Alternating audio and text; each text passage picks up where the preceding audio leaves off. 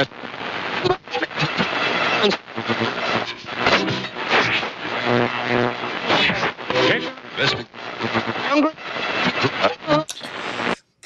had an interesting conversation with my brother the other day.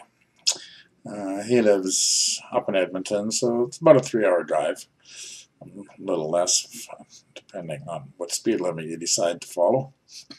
But Donnie's the youngest brother, and he's an air traffic controller, so he has his own little world, and that's cool. I stayed there for a while with him when I first came back to Alberta, so but it also gave me some insight into how little my family really understands their disabled brother. But that's irrelevant. We did talk a little bit about politics, and Don doesn't like to talk about politics very much with me because it's not one of his topics, and he's been a staunch progressive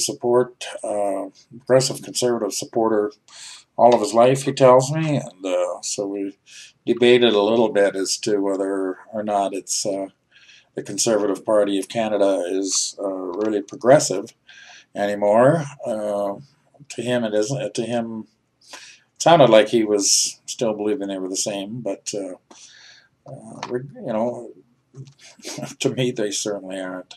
Anyway, I followed that up with an email to him later. I put some thought into what I was saying and said, you know, here's where I'm at on this, and I gave him a rundown of it. And basically, in our conversation, he said that he pays a lot more attention to municipal politics because that affects his taxes as a resident of the city.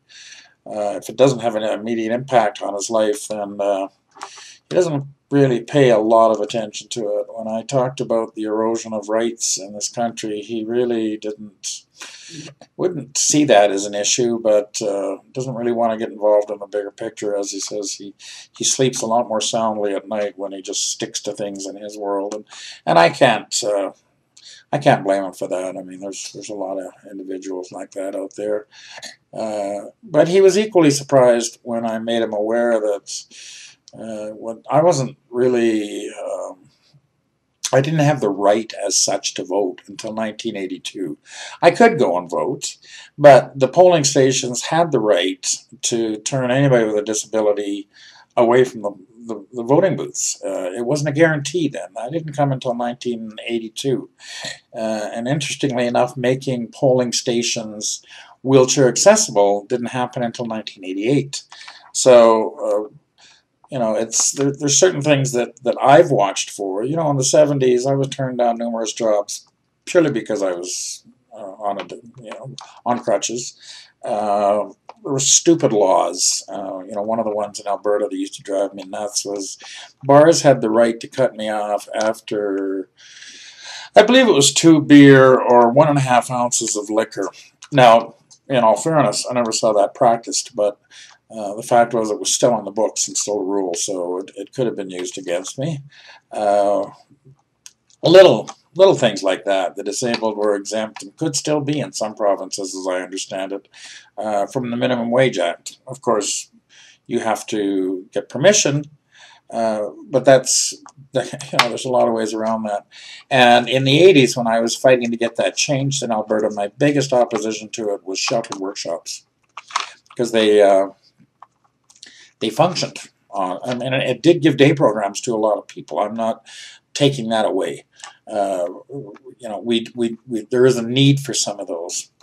But regardless, get back to Don for a moment. That's you know, I said I'm passionate about this because of all the things I fought for, and I'm seeing them eroded. I'm seeing them chipped away.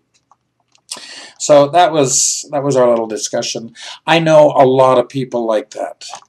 You know, Don he said, I didn't know you couldn't vote. And, you know, we talked a little bit about that. But these are things I'm aware of. I know a lot of people like Don that just let me live in my little bubble.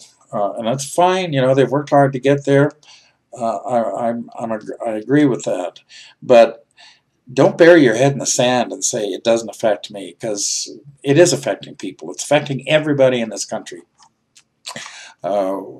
probably some more than others, and some of us are more aware of it than others, and some of us it's much more important to others. But that's where it was with Dawn and I the other day. And Dawn's one of the few family members that I really talk to. So I have, from a family of 6, 7 growing up in the children's hospital, I spent more time in the children's hospital than I did with them. So I've never really felt that bound to this family anyway. But that's a secondary thing. And Don and I talked about that a number of years ago, and he wasn't aware of that.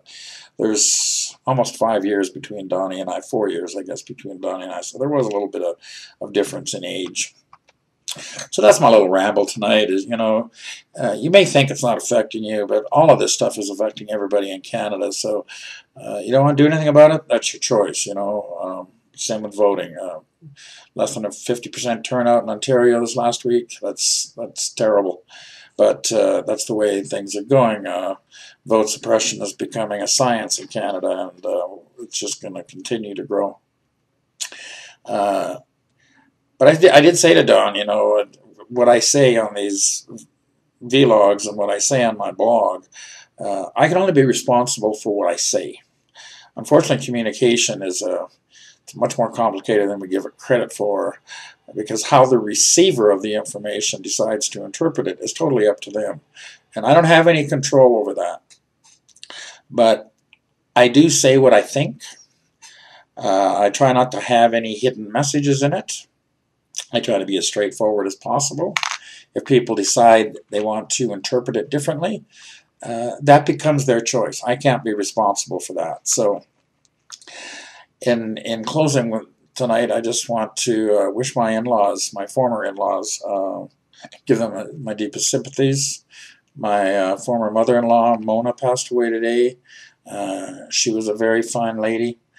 She was, I believe, 84, 85, and she hasn't had a very good last couple of years. She's been pretty unhealthy in the hospital a lot. She was a sweetheart. She's going to be missed by many, and my sympathies to the family.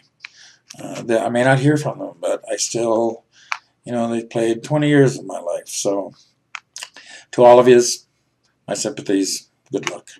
All right, that's it for tonight. Have a good night. Ciao.